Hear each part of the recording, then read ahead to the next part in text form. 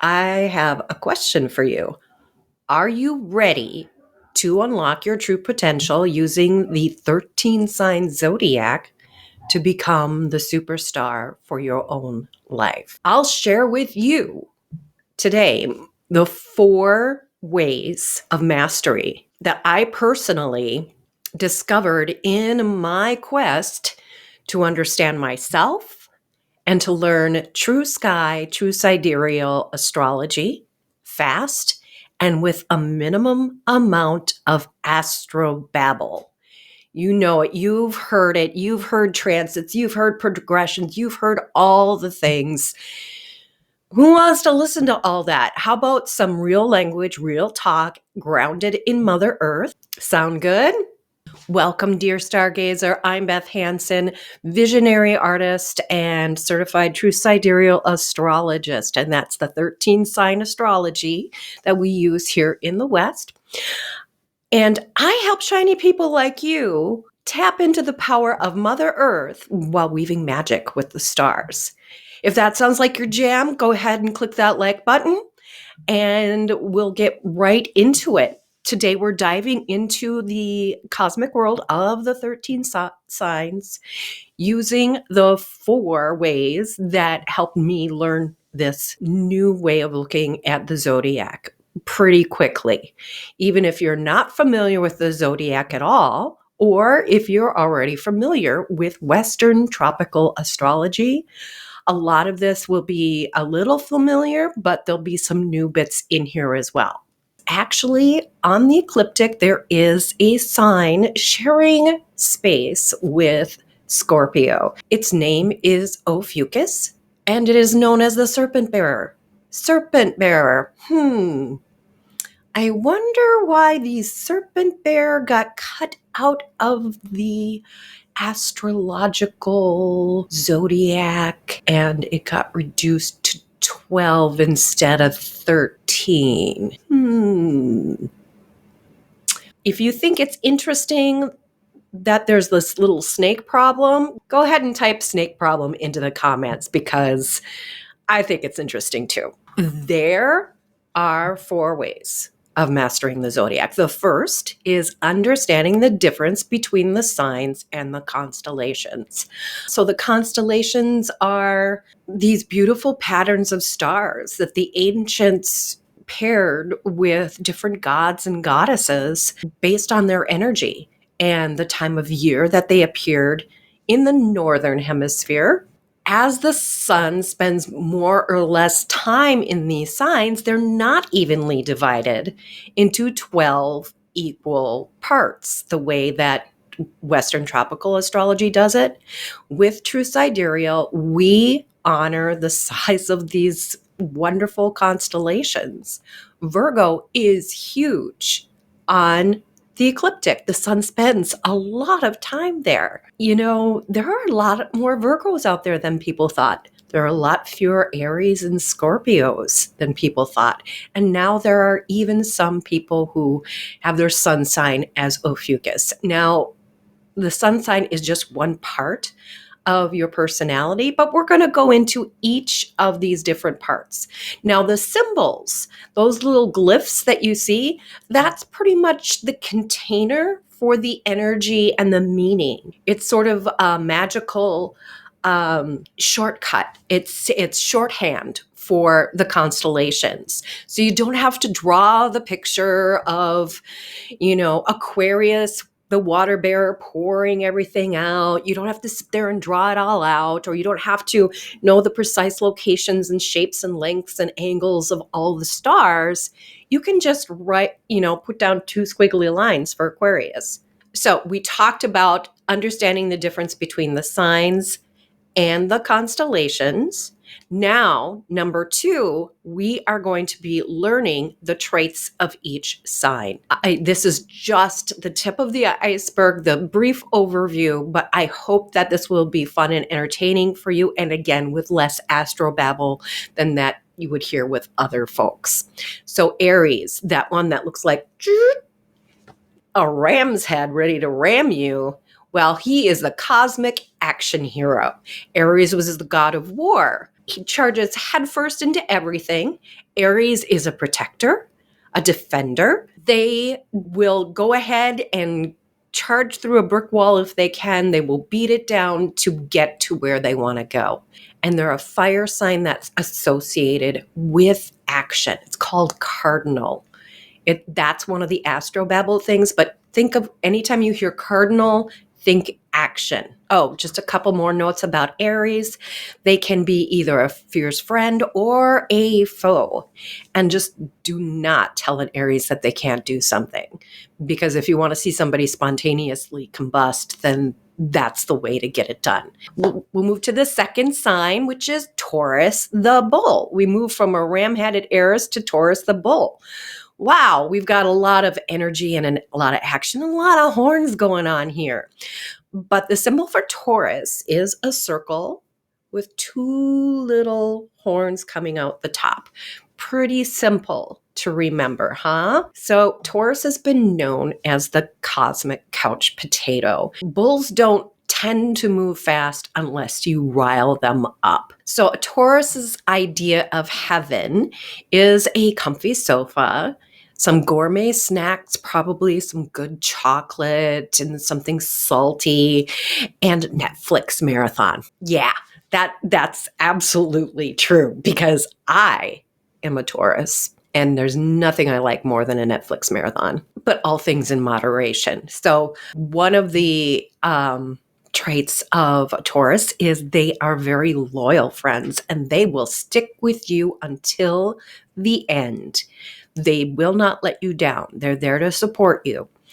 Taurus loves gardens and all growing things, and they have the patience to let things grow. They also love collecting beautiful things. As you can see behind me, I have all kinds of beautiful things. So they like to surround themselves with an aesthetic. They are known as what's a fixed earth sign. So earth, I value security. I value love, relationships, and money and things. I like having nice things, and there's nothing wrong with having nice things because we're here on this earth to experience the physical world, and that's a good thing. So that's the second sign, Taurus. Our third sign is Gemini. So Gemini is the zodiac's idea of an idea. Gemini are just two little sticks representing matter with a curve on the top and a curve on the bottom, representing spirit, as above, so below, and working together with matter. There's a beauty to Gemini in that they're really adaptable. They can be very charming and love to learn. They love logic. They come fully equipped with a quick wit.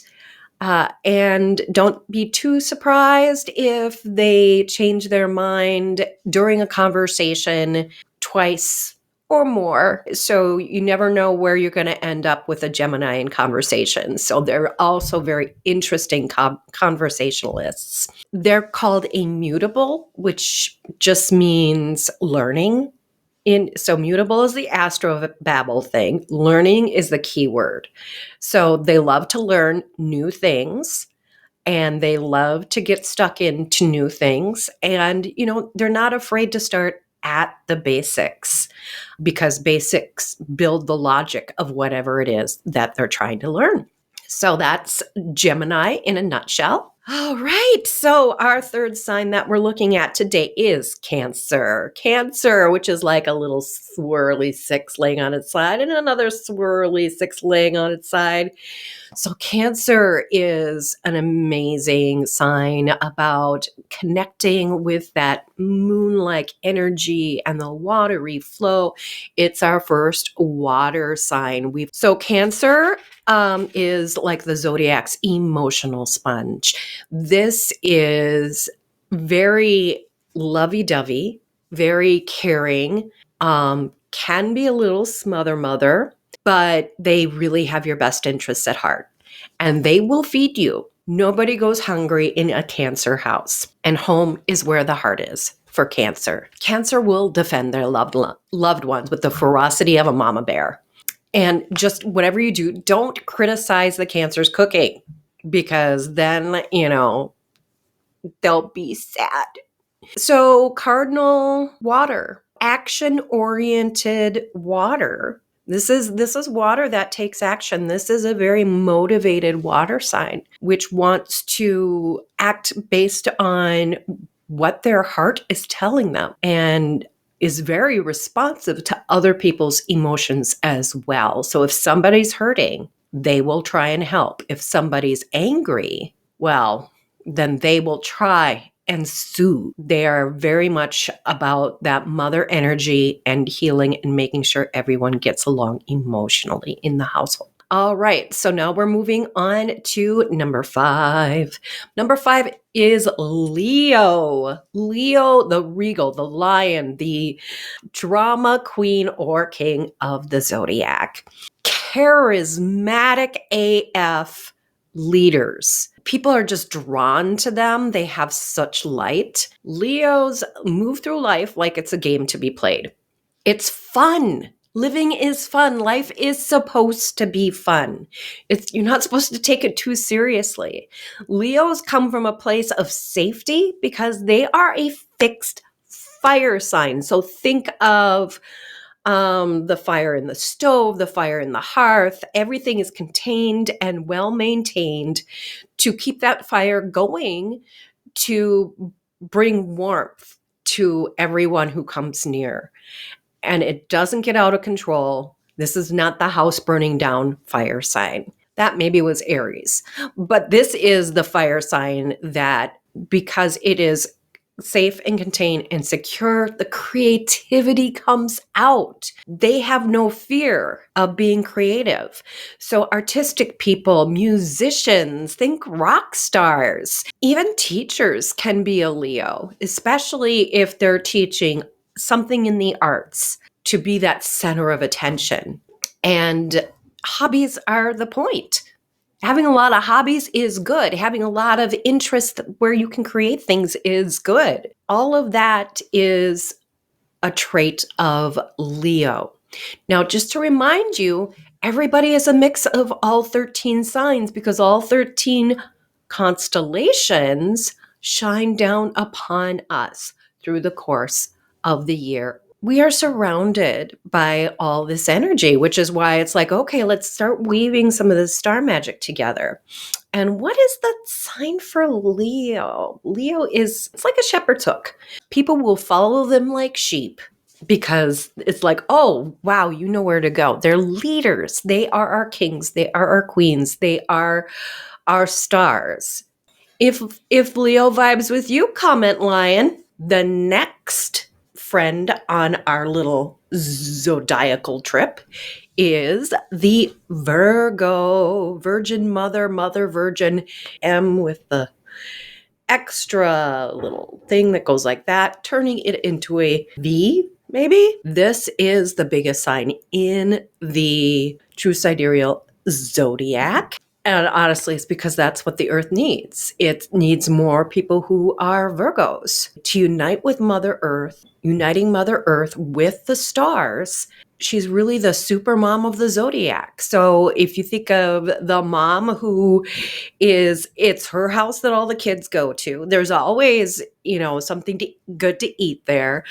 And everything is organized and tidy. And she is the one who is the soccer mom who organizes all the things, constantly looking for ways to improve things, make things better for everybody, always being there for others. She's very service oriented in helping others, in making sure the community, the family, is running smoothly. That is how she loves to live, because she feels lifted up when she is helping the people she loves. It is a mutable earth sign, which means that it's all about learning to improve at all times.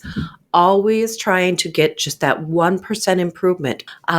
When taken to the extreme, it can lead to perfectionism. Perfectionism can lead to procrastination. So there's that shadow side of procrastinating or expecting other people to be perfect, to be able to live up to those higher standards. Sometimes we need a little bit of a push, and Virgo is there to give us a little nudge, that mom voice that says, hey, you got to clean your room. And she means it because we've got company coming and we have to put all the coats on your bed. So that's the super mom of the zodiac, Virgo. Next, we have Libra. So Libra is the keeper of balance. Think of Lady Justice is very similar to a Libra. She's definitely about making sure things are fair for everyone, not just some, but for everyone. Libras are also very artistic, and they could negotiate peace between cats and dogs. They're so good at finding balance. Libra desires harmony in all things. After Libra comes Scorpio. Sex. All things dark and mysterious. Intensity. Taking things very seriously. Scorpio, that scorpion, that sting, that's that little hint of death, whether it's a little death or it's just that dangerous woman in the dark alley or the dangerous man.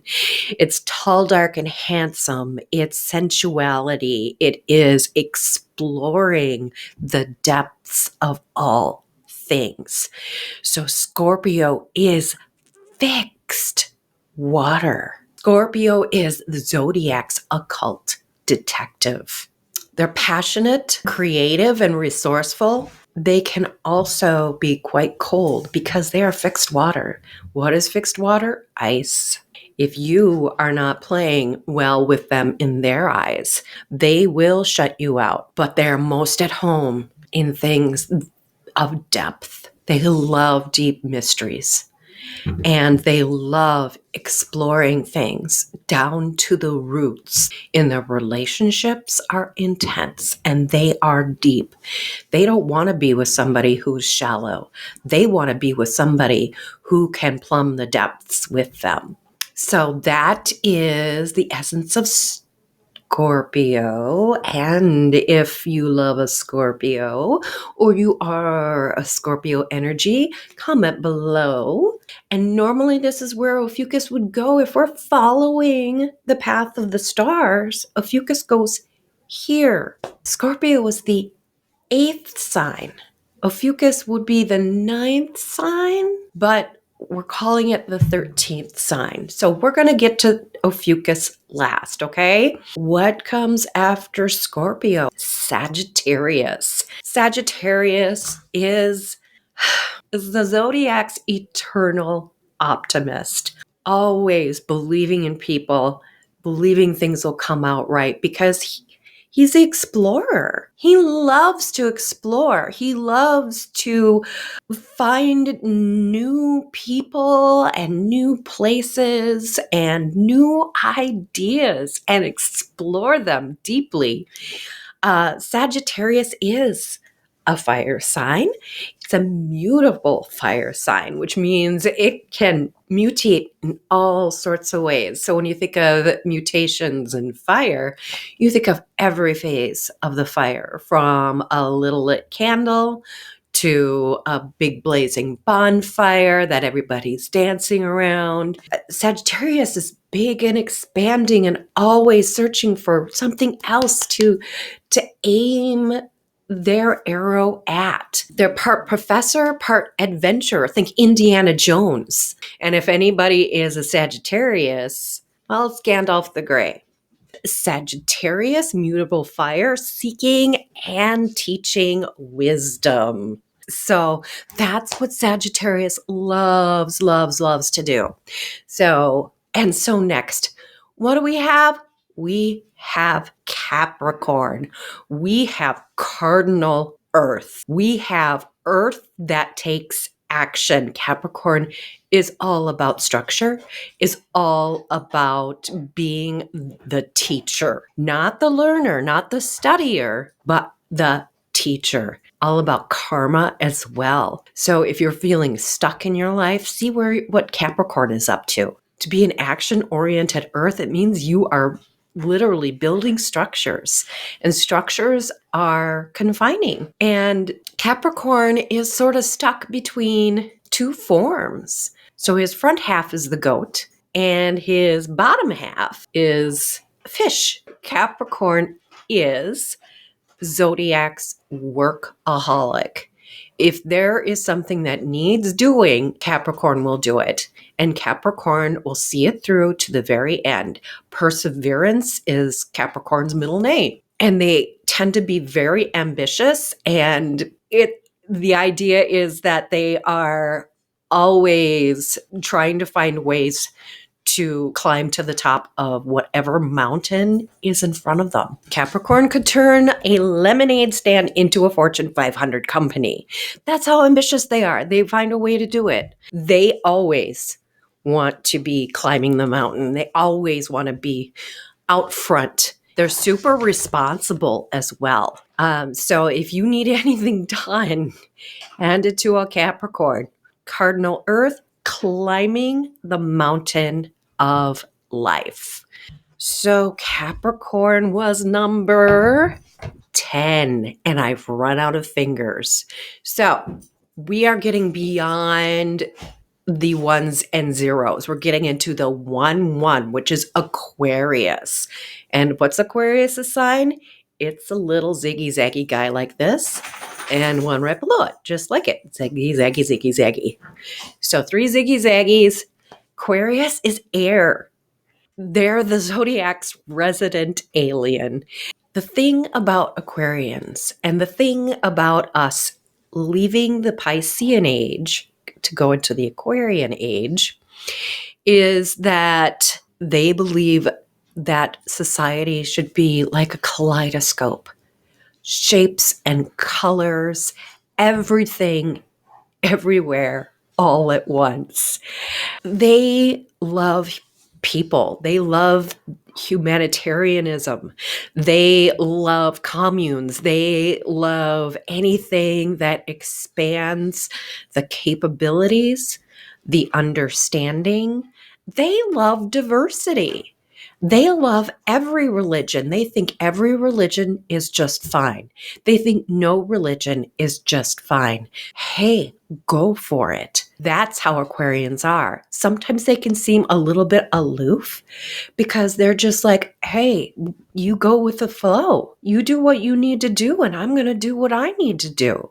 And that's just how they think. It is a different way of thinking. It is a little far out there. It is very, very unicorn. Think of them as the receivers of the cosmos. They receive all kinds of information and they're able to parse it out and make sense of it. They don't judge. Humanitarianism is like, we all have to get along. If you're not getting along, if you're judging others, they're going to say, hey, no, we have to all get along now. This is where we're at with the human race. Aquarians are like, no, let's do this the right way. Let's do this where everybody gets a say. Let's do this where everybody gets a share. Let's do this where everybody finds peace, where everybody has food and healthcare and everything that anybody needs. And let's make room for the animals. Let's make room for the plants. Let's make room for creation.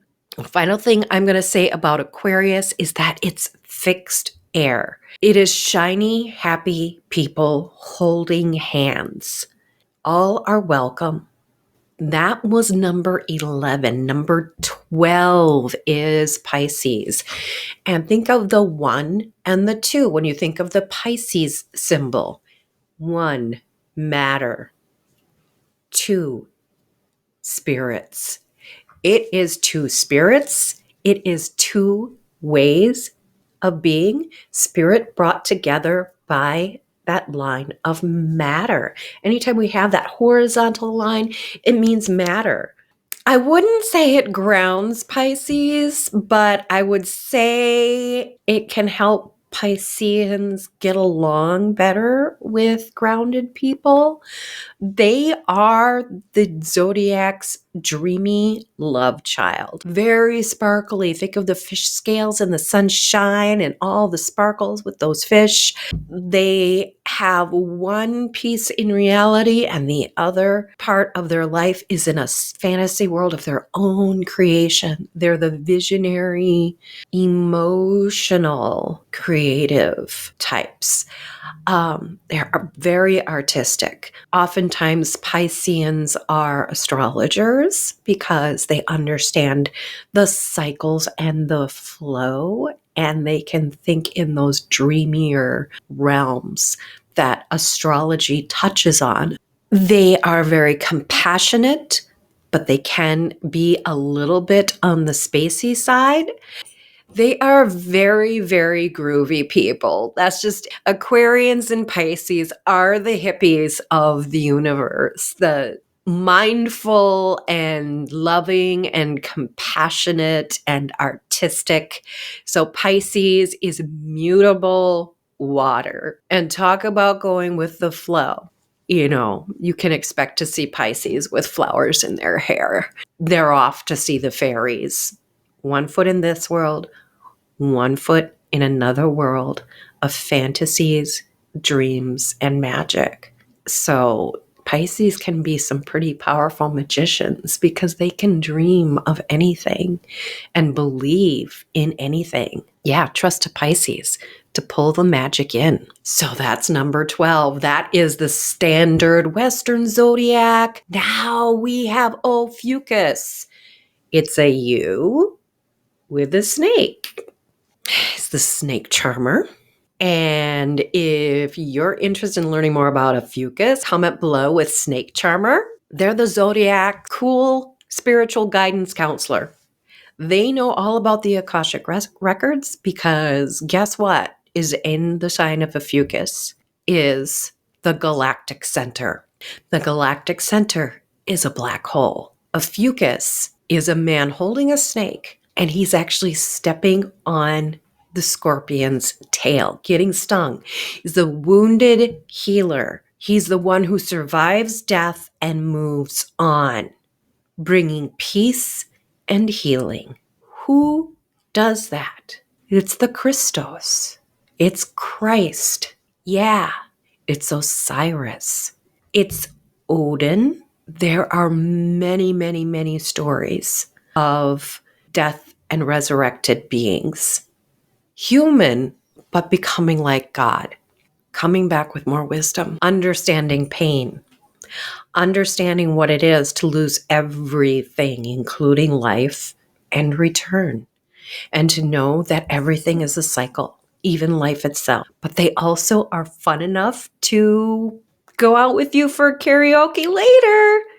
They're very laid back in some ways. If you look deep into their eyes, you can see the universe there. And they'll still sit with you and smile and tell a tale and dance with you and have a good time. And they'll play with babies. Yeah, Ophiuchus is the enlightened being. Ophiuchus has its own element, plasma or ether. It's about salvation. It's about the ascended master. It's about your higher self. Your higher self that connects to the divine right there in your chart, right there where it's supposed to be. And that's why Ophiuchus is such a game changer. Now that we've learned the traits of each sign, our first thing was understanding the difference between the constellation and the signs and the purpose of the signs for being a container of that energy that we can use in our magic to represent those signs more easily, whether you're using it as a symbol you're drawing in the air, like I have been doing throughout this video, or whether you use it in artwork or you put it in your house or you carve it into wood or you put it into a book of shadows. However you want to use those signs, you can use them. You can incorporate them into personal sigils, giving yourself power from the stars, knowing that those are real stars powering those signs, not just concepts, not just archetypes, but the power of the stars themselves. We draw on the sun's power every single day. It fills our world. And at night, we have the stars. The third thing is stargazing, going out at night, finding a place where you can walk or stand and just look up at the sky. And if you can't, if you're in a city where there's bright lights all the freaking time, go out and get yourself an app. Because even if you can't see all the stars, you might be able to see one or two of the brighter ones. There's an app for that. And actually, there is a video for that on how to use the app, and I'll link that down below so you can see how easy it is just to pick that up and just to learn a little bit more about astronomy. And my goodness, I hate to tell you this, but if you fall in love with the stars in their placements, in the size of the constellations, if you fall in love with these constellations and start working some star magic, you might find yourself falling in love with astronomy. So that's the third way. The fourth way is to balance tradition, history, and new scientific knowledge. The tradition that was held firm by Western astrology is nothing to sneeze at. Look to for the 12 signs to learn about how those signs work with the planetary energies and how those planets work with us on Earth. So if you want me to do a video like this on planets, type down below and it's like, I want planets down in the comments. And the other thing is taking a look at what's going on with our understanding of physics, astrophysics, and quantum physics, and the nature of energy and the nature of our universe. This is scientific breakthroughs that have been happening. And honestly, there's a whole lot of spiritual breakthroughs that are happening as a result of that as well. Did you catch the 5 keys that were included in the traits of each sign? We have fire for our spiritual self. We have earth for our physical self. We have air for our mental self. We have water for our emotional self. And we have ether or plasma. I haven't quite figured it out. Ether works for me. For our higher self. 5. So now that we've gone over the not just 4, but 5 ways of learning the 13 sign zodiac quickly, what do you think? Comment below whether you're like on board with the 13th sign, or if you have any questions, comment below. I do check all of my comments. I'm still learning. I'm here as a guide, not an expert. If you want to learn more about true sidereal astrology and the 13th sign, stick around and click on this next video that YouTube is suggesting, because the algorithm knows what you need. So take care, my shiny, happy people. I love you. And remember, you can stay grounded with Mother Earth while working with the magic of the stars.